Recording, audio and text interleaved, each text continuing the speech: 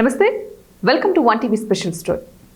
ఆంధ్రప్రదేశ్లో 2024లో జరిగిన ఎన్నికల్లో కూటమి ప్రభుత్వం భారీ మెజార్టీని సాధించి వైసీపీకి కేవలం 11 సీట్లకే పరిమితం చేసింది.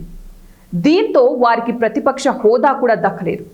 ప్రతిపక్ష హోదా కావాలంటే వైసీపీ నాయకత్వం న్యాయస్థానాలను ఆశ్రయించడమే కాక ప్రతిపక్ష హోదా ఇస్తేనే అసెంబ్లీలో అడుగు పెడతానని జగన్ భీష్మించుకుని కూర్చున్నారు. అంతేకాక జగన్తో పాటు ఆ పార్టీ ఎమ్మెల్యేలు 10 మంది కూడా అసెంబ్లీ సమావేశాలకు హాజరు కావడం లేదు. అయితే ఎన్నడూ లేని విధంగా అధికార పార్టీ ఎమ్మెల్యేలు కొందరు ప్రతిపక్ష పార్టీ ఎమ్మెల్యేల మాదిరిగా వ్యవహరిస్తూ మంత్రులను నిలదీస్తున్నారు. ప్రస్తుతం నిన్నటితో ముగిసిన శాసనసభలో అధికార పార్టీ ఎమ్మెల్యేలు చేసిన వివాదాస్పద వ్యాఖ్యలపై రాష్ట్ర ముఖ్యమంత్రి ఆ పార్టీ అధినేత చంద్రబాబు ఆగ్రహం వ్యక్తం చేసిన తీరుపై సొంత పార్టీలోనే చిరుపటలు వ్యక్తమవుతున్నాయి. కూటమిలోని భాగస్వామ్య పక్షాలను సభలోని కొందరు వ్యక్తులను టార్గెట్ చేసి మాట్లాడటం సరికాదంటూ చంద్రబాబు ఆగ్రహం వ్యక్తం చేశారు.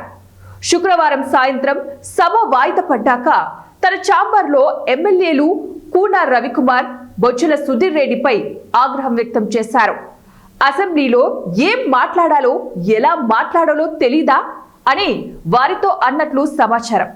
సభ్యులు అలా వ్యవహరిస్తూ ఉంటే పార్టీ రాష్ట్ర అధ్యక్షుడిగా వారిని నియంత్రించాలి కదా అని అక్కడే ఉన్న పల్లా శ్రీనివాస్ కు గట్టిగానే చెప్పినట్లు తెలిసింది.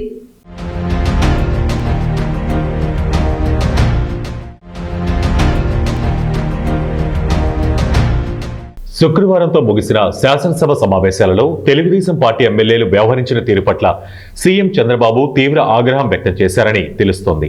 శాంతి భద్రతల అంశంపై చర్చ సందర్భంగా బొజ్జల సుధీర్ రెడ్డి ప్రభుత్వ తీరును ప్రశ్నించారు. కాలుష్య నియంత్రణ మండలి వ్యవహారంలో బోండా ఉమామహేశ్వరరావు ప్రభుత్వాన్ని ఇరుకున పెట్టేలా పవన్ కళ్యాణ్ తప్పుబట్టారు. నిధుల దుర్వినియోగం వ్యవహారంలో కూన రవికుమార్ ప్రభుత్వాన్ని ఇరుకున పెట్టేలా ప్రతిపక్ష పాత్ర పోషించారు. ఈ వ్యాఖ్యలన్నిటిపై సీఎం మండిపడినట్లు తెలుస్తోంది. పార్టీ ఎమ్మెల్యేలు కొందరు గీత దాటి మాట్లాడుతున్నారు. అది అసెంబ్లీ అనుకుంటున్నారా, పార్టీ సమావేశం అనుకుంటున్నారా? ప్రజల సమస్యల గురించి చర్చించాల్సిన చోట వ్యక్తిగత అంశాల ప్రస్తావనేంటి? ఇక సిఐ బదిలీ గురించి సుధీర్ రెడ్డి సభలో ప్రభుత్వాన్ని తప్పుబడుతూ మాట్లాడటమేంటి? అధికార పార్టీ సభ్యులం అనుకుంటున్నారా, ప్రతిపక్ష సభ్యులం అనుకుంటున్నారా? ఎంతో సీనియారిటీ ఉన్న సభ్యులు కూడా పరిధులు దాటి వ్యవహరించడం ఏంటి అని చంద్రబాబు కోపగించుకున్నారు. సభలో ఎవరేం మాట్లాడారో అన్నీ నా దగ్గరున్నాయి.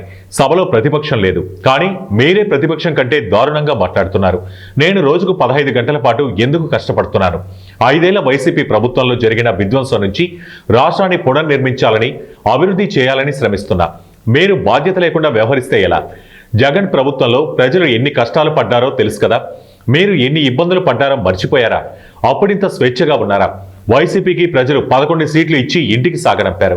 మనం తప్పులు చేసి వాళ్లకు మళ్లీ అవకాశం ఇవ్వకండి అని ఎమ్మెల్యేలకు సీఎం మందలించారు. ఆ ఇద్దరు ఎమ్మెల్యేలు కూన రవికుమార్, బొజ్జల సుధీర్ రెడ్డిలు ఎంపీకి సంజాయిషి ఇచ్చి బయటకు వచ్చిన తర్వాత లోపల ఏం జరిగిందనే దానిపై గుసగుసలు బయలుదేరాయి.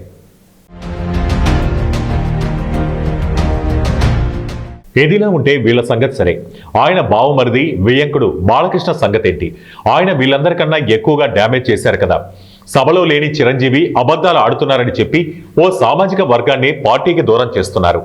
ఆయన్ని మందలించలేదేమని ఈ ఎమ్మెల్యేలు అనుచరులు వ్యాఖ్యానించారు. పార్టీ ఎమ్మెల్యేలకు క్రమశిక్షణ ముఖ్యమని, గీత దాడితే సహించబోమని ముఖ్యమంత్రి హెచ్చరించడం మంచిదే. అయినా వాళ్ళ బావమరిదికైతే ఒక రూలు, మిగతా వారికో రూలు ఉండకూడదని బోండా ఉమా అనుచరుడు ఒకరన్నారు. చిరంజీవి పైన బాలకృష్ణ చేసిన వ్యాఖ్యలపై ఆయన అభిమానులు తీవ్ర ఆగ్రహంతో ప్రకటనలు చేస్తున్నారు. బాలకృష్ణ క్షమాపణ చెప్పాలని కూడా డిమాండ్ చేస్తున్నారు. ఈ నేపథ్యంలో బాలకృష్ణ శుక్రవారం శాసనసభలో తన అల్లుడు విద్యాశాఖ మంత్రి నారా లోకేష్ పక్కన కూర్చుని సుమారు 15 నిమిషాల పాటు మాట్లాడుకున్నారు.